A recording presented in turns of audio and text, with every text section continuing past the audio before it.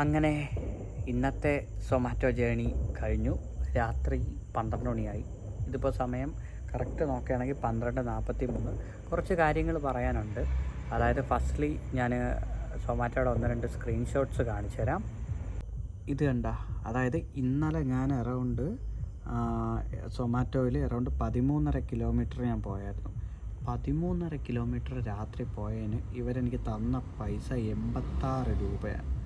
13.5 kilometre, അതായത് one side ആലോചിച്ച് നോക്കണം. റിട്ടേൺ ഒന്നും തന്നിട്ടില്ല. റിട്ടേൺ 13 രൂപ. 13.5 അല്ല, കറക്റ്റ് പറയുകയാണെങ്കിൽ 15 കിലോമീറ്റർ ഉണ്ട്. കറക്റ്റ് 15 കിലോമീറ്റർ ഞാൻ പോയതിനാണ് ഇവർ തന്നിട്ടുള്ളത് 86 രൂപ. അതും ഈ ഒരു ഓർഡർ ഞാൻ പേരൂർക്കട നിന്നപ്പോൾ പേരൂർക്കടയിൽ നിന്ന് നെടുമങ്ങാട് എനിക്ക് പിക്കപ്പ് വന്നിട്ട് ഡ്രോപ്പ് അരുവിക്കരയിലേക്ക്. എന്തവസ്ഥയാണ്! പേരൂർക്കടയിൽ നിന്ന് നെടുമങ്ങാട് പിന്നെ അരുവിക്കര. ടോട്ടലി ഭ്രാന്തായിപ്പോയി രാത്രി. അത് കൊടുത്തിട്ട് തിരിച്ച് വീട്ടിൽ എത്തിയപ്പം 1-2 മണിക്കൂറായി. അങ്ങനെ ഒരു ദുരന്തം സ്റ്റേജിലാണ് സൊമാറ്റോ ഇപ്പോൾ കടന്നു പോകുന്നത്. കാരണം രാത്രി 11-12 മൊത്തം നമുക്ക് തേപ്പ് പരിപാടിയാണ് കാണിച്ചുകൊണ്ടിരിക്കുന്നത്. ഇത് മറ്റൊരു ഓർഡറാണ്. ഇത് അറൗണ്ട് 21 കിലോമീറ്റർ ട്രിപ്പ് ഡിസ്റ്റൻസ് ആലോചിച്ച് നോക്കുക. 21 കിലോമീറ്റർ പോയതിന് 152 രൂപയാണ് തന്നിട്ടുള്ളത്. 21 കിലോമീറ്റർ എന്ന് പറയുമ്പോൾ എൻ്റെ 1.25-1.5 മണിക്കൂറാണ് അവിടെ പോയത്. അതായത് വെള്ളായണി നിന്ന് എനിക്ക് ഓർഡർ അടിക്കണത് മലയും കീഴുന്നു, അത് കൊടുക്കാനുള്ളത് നെയ്യാറ്റിൻകര. എങ്ങനെ ഇരിക്കുന്നു ഇത്രയും ഡിസ്റ്റൻസ്? സൊമാറ്റോ ഇപ്പോൾ വരെ എങ്ങനെ റൈഡേഴ്സിനെ തേപ്പിക്കാം എന്ന് പറഞ്ഞിരിക്കുകയാണ്.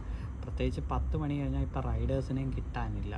അത് മറ്റൊരു ആൾക്കാരും ഇറങ്ങുന്നില്ല. അതിൻ്റെ ഏറ്റവും വലിയ എക്സാമ്പിൾ ഞാൻ കാണിച്ചു തരാം. ഞാൻ സൊമാറ്റോയിൽ നിന്ന് ഒരു ഫുഡ് ഓർഡർ ചെയ്തു. പക്ഷേ ഇപ്പം തന്നെ ഏകദേശം 12 മണിക്ക് ഓർഡർ ചെയ്ത ഫുഡാണ്. ഇപ്പോഴാണ് ഒരു പുള്ളിക്കാരനെ കിട്ടിയത്. പ്രഹ്ലാദൻ എന്ന് പറയുന്ന ഒരു പുള്ളിക്കാരനെ ഇപ്പോഴാണ് എനിക്ക് കിട്ടിയത്. ഇനി പുള്ളി അത് വീട്ടിൽ കൊണ്ടുവരുമ്പോൾ മണി 1:30 ആവും. അപ്പോൾ അങ്ങനെയാണ് സിറ്റുവേഷൻ. രാത്രി ആരും ഇല്ല. വരുന്ന ആൾക്കാരെല്ലാം ഓർഡർ എടുത്ത് കട്ട് ചെയ്തിട്ട് പൊക്കോണ്ടിരിക്കുന്നു.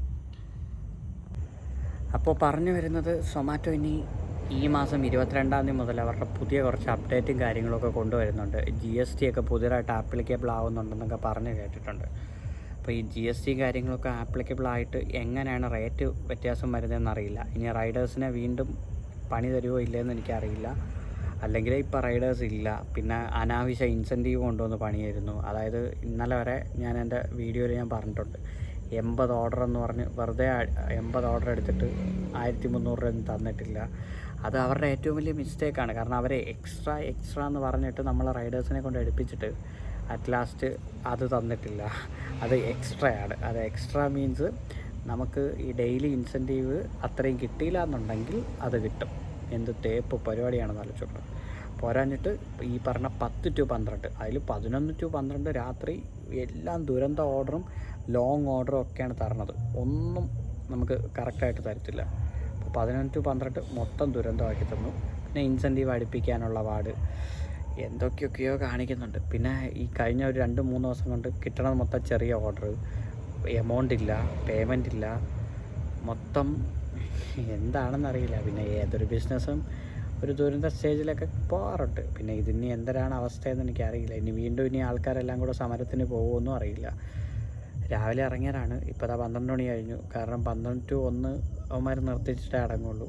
അപ്പോൾ 12 മണിയായി. രാവിലെ ഒരു 9 മണിക്ക് ഇറങ്ങിയിട്ട് പിന്നെ ഒരു 3-6 ഞാൻ ഓഫ് അടിച്ചു. കാരണം എനിക്ക് പറ്റണില്ല. കാരണം കഴിഞ്ഞ 4 ദിവസം അടുപ്പിച്ചിറങ്ങിയോണ്ട് നല്ല ബാക്ക് പെയിന്, ഉറക്ക ക്ഷീണം,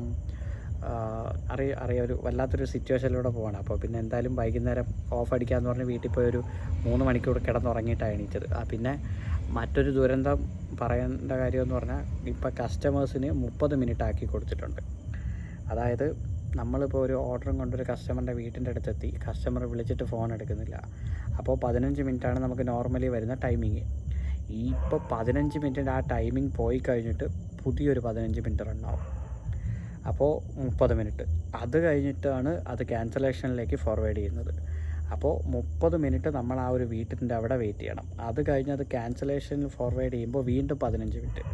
കാരണം പുതിയ കസ്റ്റമറിനെ കണ്ടുപിടിക്കാനായിട്ട്. അങ്ങനെ ആ കസ്റ്റമറിനെ കണ്ടുപിടിച്ചാൽ അപ്പം തന്നെ നമുക്ക് പോകാം. ഇല്ലയെന്നുണ്ടെങ്കിൽ 45-50 മിനിറ്റ് നമ്മൾ ഒരു കസ്റ്റമറിൻ്റെ വീട്ടിൻ്റെ നടയിൽ നിൽക്കണം. അങ്ങനെ വരുമ്പോഴത്തേക്കും ഈ ചില റോഡിലും ചില ഏരിയയിലൊക്കെ ചെല്ലുമ്പോൾ കുറേ ആൾക്കാർ വന്നിട്ട് ചോദിക്കത്തില്ലേ, നീ എന്തിനാ ഇവിടെ ഇരിക്കുന്നത്, അതാരെ വീടാണ്, മനസ്സിലായില്ലേ? ഇങ്ങനെയൊക്കെ കുറേ ദുരന്തം ടോക്സ് അവിടെ വരും. അപ്പോൾ അങ്ങനെയൊക്കെ കുറേ ഇഷ്യൂ വരുന്നുണ്ട്. സൊമാറ്റോ എന്തുകൊണ്ടാണ് ഇങ്ങനെയൊക്കെ കാണിക്കുന്നതെന്ന് എനിക്കറിഞ്ഞൂടാ. കാരണം ഒരു കസ്റ്റമർ ഓർഡർ ചെയ്യുന്ന ഫുഡ് ആ ഒരു കസ്റ്റമർ 15 മിനിറ്റിനകത്ത് വന്നില്ലെങ്കിൽ അതങ്ങ് ക്യാൻസൽ ചെയ്യുക. കാരണം നമ്മുടെ 15 മിനിറ്റിന് വാല്യൂ ഉണ്ട്. കാരണം കസ്റ്റമർ അത് മനസ്സിലാക്കണം. കാരണം കസ്റ്റമർ ഓർഡർ ചെയ്തിട്ട് 15 മിനിറ്റ് നമ്മളവിടെ നിൽക്കേണ്ട ആവശ്യം എന്തിനാണ്? എത്രയോ കസ്റ്റമേഴ്സ് കറക്റ്റ് സമയത്ത് വീട്ടിൻ്റെ വെളിയിറങ്ങി നിൽക്കാറുണ്ട്, വീട്ടിൻ്റെ അടുത്ത് നിൽക്കാറുണ്ട്. ഇന്ന് തന്നെ ഒരു കസ്റ്റമർ മനുഷ്യനെ ഭ്രാന്താക്കണം. എനിക്ക് നല്ല ദേഷ്യം വന്ന്. പിന്നെ എന്ത് ചെയ്യാൻ പറ്റും? ഒരു ചെക്കൻ ഓർഡർ ചെയ്തത്, ഞാൻ 9 മണിയായപ്പോൾ അവൻ്റെ വീട്ടിൻ്റെ നടയിൽ ചെന്ന് നിൽക്കാൻ തുടങ്ങിയതാണ്. വീട്ടുപേരിട്ടിട്ടില്ല, റോഡാണ് ഇട്ടേക്കുന്നത്. അതായത് റോഡിൻ്റെ അടുത്ത് വീട്ടുപേരൊന്നും ഇട്ടിട്ടില്ല. ഞാൻ അവിടെ ചെന്ന് നിന്ന് ഈ ചെക്കൻ വന്നത് 9:47. ഇത് എനിക്ക് ക്യാൻസൽ ചെയ്യാനും പറ്റുന്നില്ല. മനുഷ്യൻ ഭ്രാന്ത് പിടിച്ചു. അതായത് 9 മണിക്ക് അവിടെ ചെന്നു, 15 മിനിറ്റിൻ്റെ ടൈമർ പോയി. അത് കഴിഞ്ഞിട്ട് വീണ്ടും ഒരു 15 മിനിറ്റിൻ്റെ ടൈമർ പോയി.